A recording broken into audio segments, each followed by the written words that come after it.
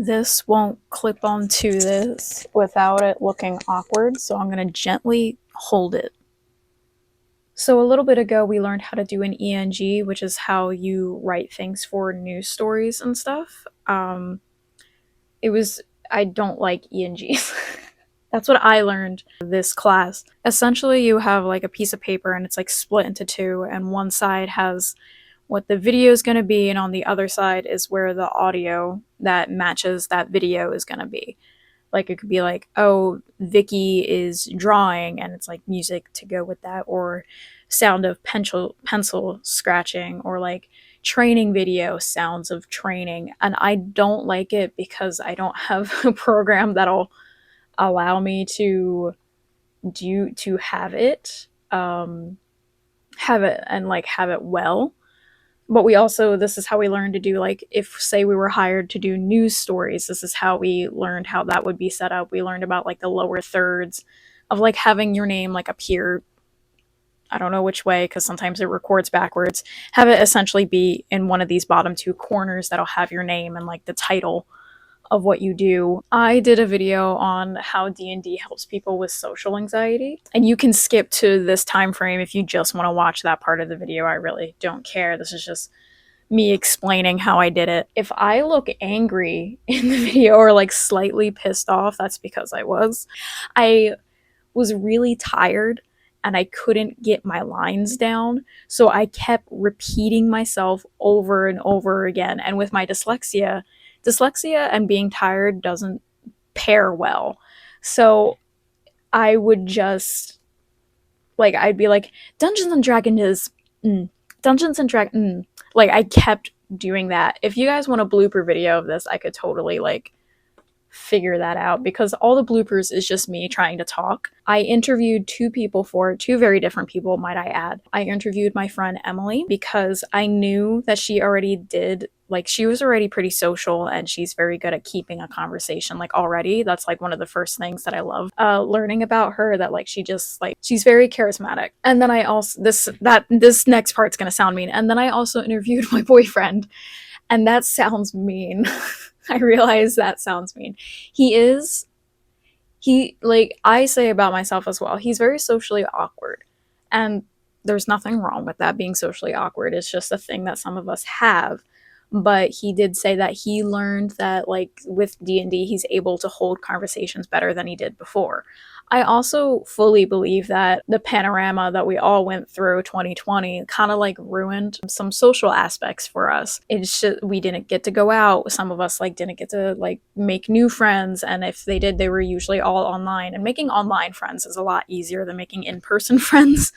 In my experience, I've learned the year 2020 kind of robbed a lot of things from us. So I think that also contributed to like a lack of social experience for some people, at least. Not everybody. I'm also just saying words. But this video was very fun to make. It was very easy. When I interviewed Emily, it was separate footage and I was still in the same outfit, but you can kind of tell that they're different outfits because of the necklace I'm wearing.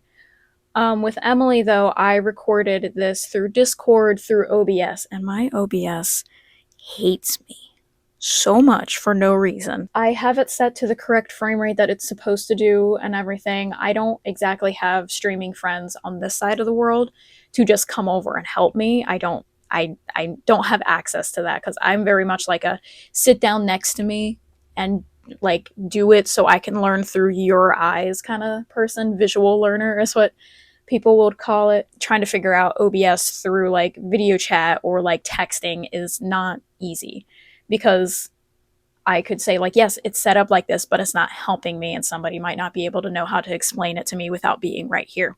It's fine. Google does as much as it can. I prefer the in-person experience rather than Googling everything.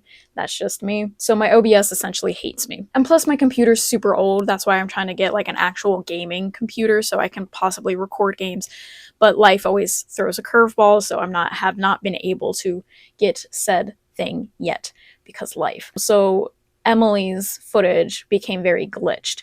Shua, on the other hand, I had him send voice memos because I knew that was going to be easier both for him, and it showed the different aspects of like news stories that like usually they'll have somebody's picture and have them like speak. So he did that very well. There, unfortunately, I had a time restriction. Like I only was really supposed to do like 2 minutes. I went a little over, I believe, but yeah. I wished I could have gotten to every question because I had like about 5 questions more so they could get used to the question aspect of it all. If you guys want to see like the full questionnaire thing, I would be happy to like share that footage with everybody, maybe mix that in with the bloopers. That is what we did for school. And I guess here, woo, showing it. I hope you guys enjoy. It's very short and sweet, like me. Games like Dungeons and Dragons and other tabletop RPGs have been played by generations of people as a means of getting together to spend time with friends. It is often in a setting created by someone who is deemed the game master, who throw their players into a situation where they will rely on improv and dice rolls in order to complete their quest. Fantasy games with the power of imagination and math has become a way of coping with social anxiety and a way of making new friends. Before starting the game, people would have a harder time starting a conversation or even holding a conversation. After some time playing and getting familiar with the game, people then noticed a difference with holding conversations. How has playing games like Dungeons and Dragons helped you personally? Well, I mean, improvisation and problem solving go hand in hand and are universal skills, some of the most important in life, and you definitely go through that a good bit in Dungeons and Dragons or other TTRPGs. Do you see a difference in yourself socially? 100%. It's easier nowadays for me to consider someone's perspective in a situation and empathize with them and understand them. But it's also helped me to understand and enforce my own personal boundaries when I need. Have conversations been easier to hold? I would say D&D has made a difference in me socially just because I can interact with like more people than I usually do outside of work or outside of cosplay and stuff like that. Basically something that I can do every week with friends online. I would say as far as holding conversations go, I definitely would say yes because as different characters and especially the vibes that I go for different characters has definitely helped me build more character myself just because like there's these like more perspectives that are on paper in D&D that I can kind of follow and then I can kind of translate those into real life. D&D is not just a way for people to overcome their social anxiety, but is also a fun, strategic role-playing game that brings us all together and helps us make new friends.